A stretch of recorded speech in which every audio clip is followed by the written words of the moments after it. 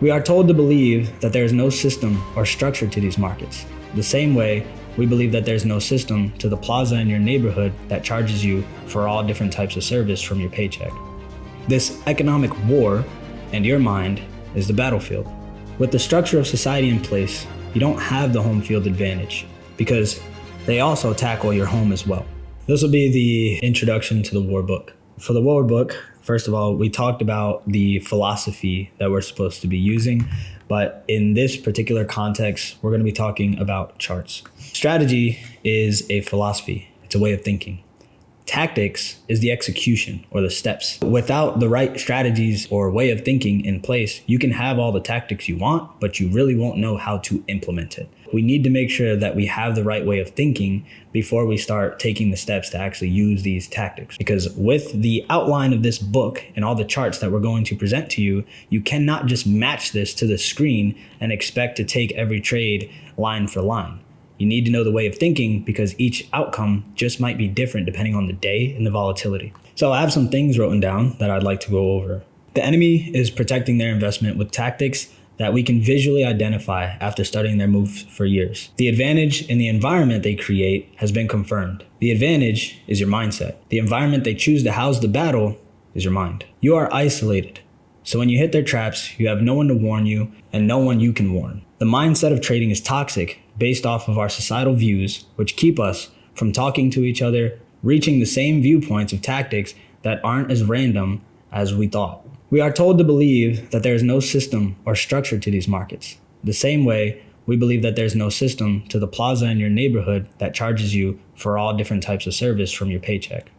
This economic war, and your mind, is the battlefield. With the structure of society in place, you don't have the home field advantage because they also tackle your home as well. So your environment that you grew up in is more than likely structured with this economic war. For example, where I grow up, there's more liquor stores and fast food restaurants than there is gyms and good grocery stores. So what does that do to all the people in the area? The outreach that they potentially could go for, the best thing they can do after work is probably get drunk. And that does not lead anyone to success. So when we think about our economy and the positions of our environments in economic warfare, this is the strategy that we're talking about. Certain areas do not have anyone there who makes big investments. Therefore, they are people who need to be sold to. Most areas will probably be lots of consumers, and other areas that have more money, probably lots of investors. With the structure of society in place, you don't have the home field advantage because they made the place you call home as well. Everything you own is rented. And if you don't change the way of thinking, you won't gain the home field advantage. In my mindset, since I was young, I started to believe that everything is rented. Because even when you own things, it still requires you to upkeep the thing that you owned with money. And if you can't seem to pay the taxes, somehow they're still allowed to take it away from you. I've learned, in my personal opinion, that I don't want to necessarily own anything besides the mind that I use on this world in order to acquire the money that I live with. This philosophy has helped me a lot with just accumulating the net worth and network in order to acquire capital. Trading has been something that I've been able to use in order to take money out of the money that moves back and forth from hand to hand and country to country. Without having a job, without owning any real estate, without owning expensive cars or assets that they like to call watches and luxury clothes, I don't have to necessarily stash this money as if I'm a squirrel preparing for hibernation. Because if I'm not making any money, then I'm probably not putting in the work to acquire it in the first place.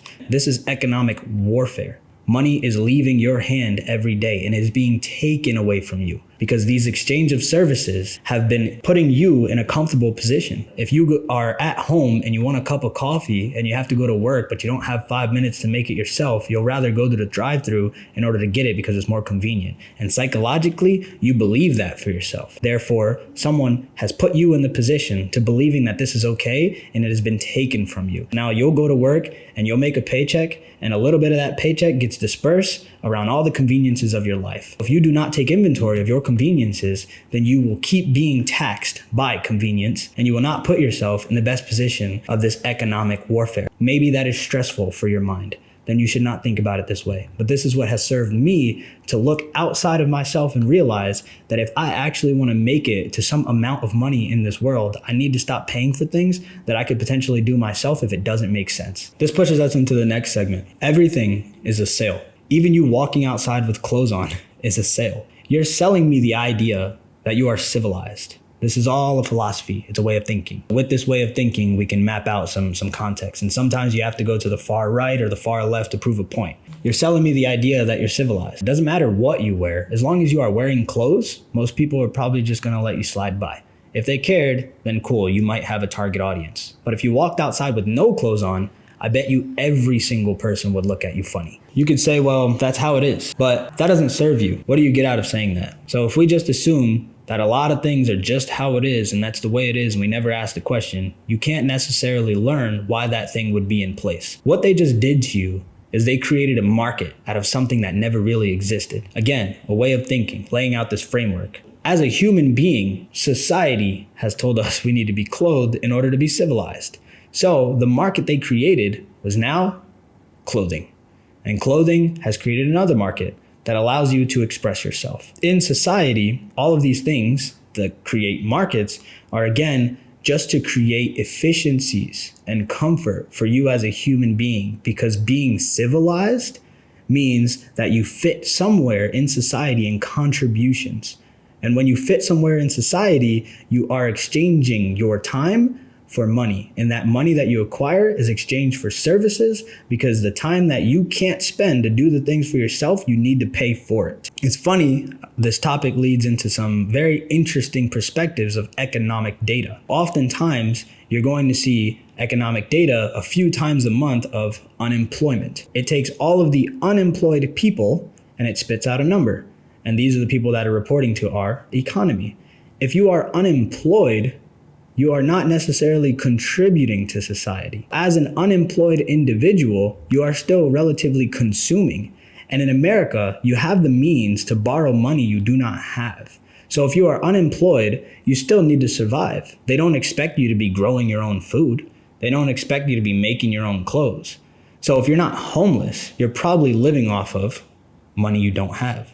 And that puts our nation into debt, which eventually they know that you are going from unemployed to accumulating debt. And if you don't want to be homeless, you'll probably pick any job that you can find. And that is how they put you in a job that you don't want, but still needs to be done. And the guy who does have a job and makes money, you'll serve him inconvenience. And now you became an economic slave. So if we think about this economic warfare, you are a prisoner of war.